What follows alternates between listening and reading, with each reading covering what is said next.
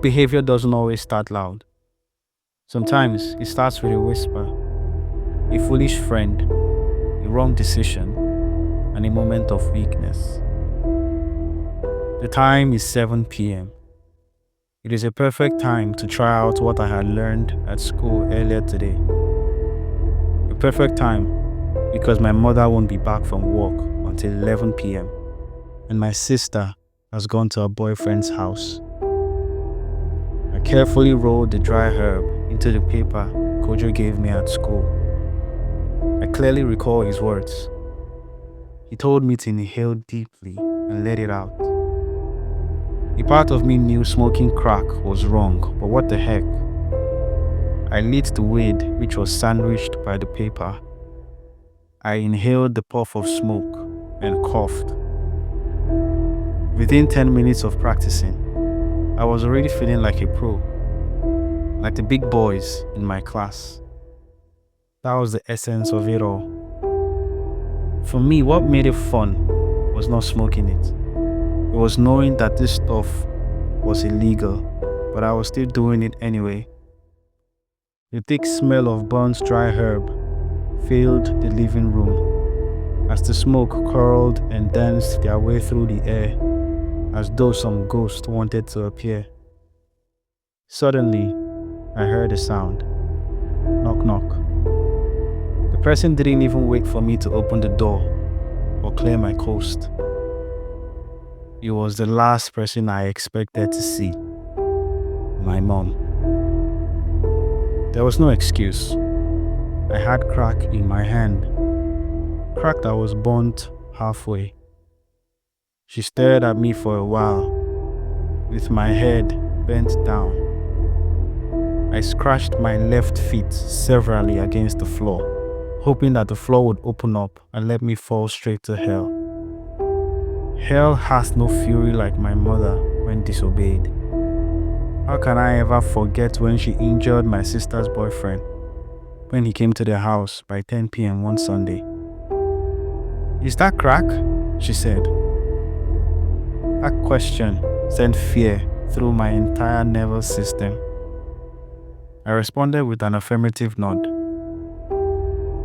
She walked towards me. Each step she made towards me made my heart beat faster.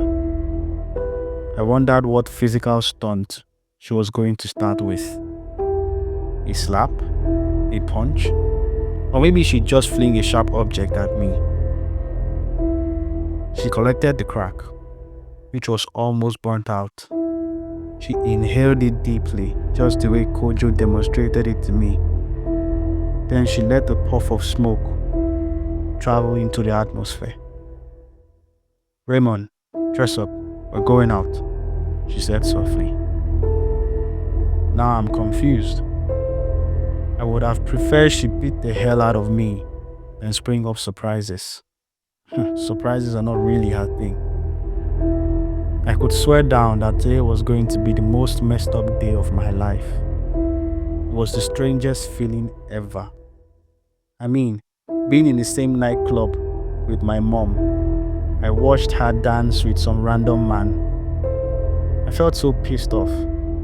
The whole thing was getting unbearable. I angrily got to where my mom was dancing and pulled her. But she pushed me away and ordered me to go sit down and wait for her. This was hopeless. I was watching my beloved mom being treated like some of those girls you see in Snoop Dogg's music videos. You know what I mean. It was a horrible feeling. Watching her do something wrong, and I can do nothing about it. For once, I understood how she felt whenever she saw me doing something wrong.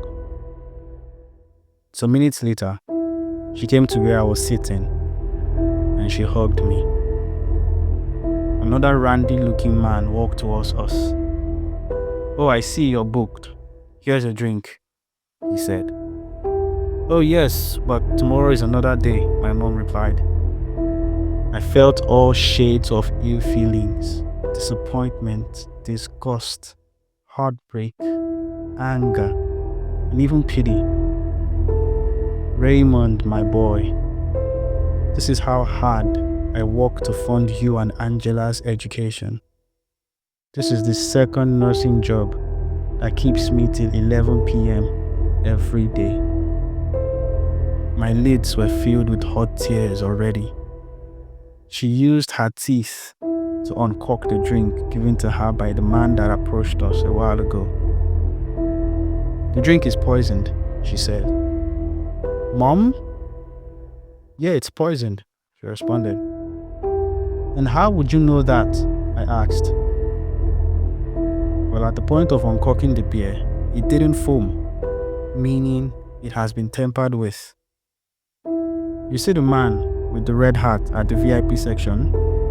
Someone poisoned his drink some seconds ago. What do you think his offense was?"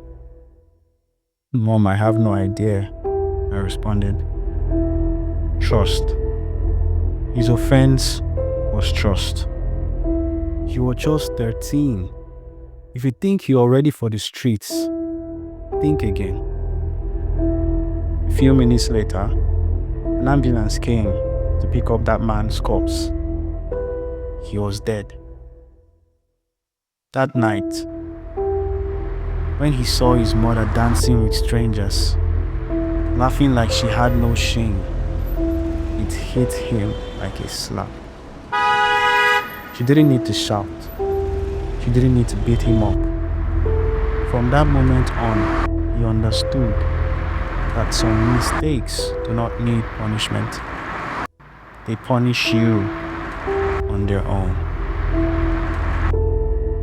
Thanks for staying with us to the end. I hope you learned something from this story. Don't forget to like, share, and subscribe for more real and entertaining stories just like this one.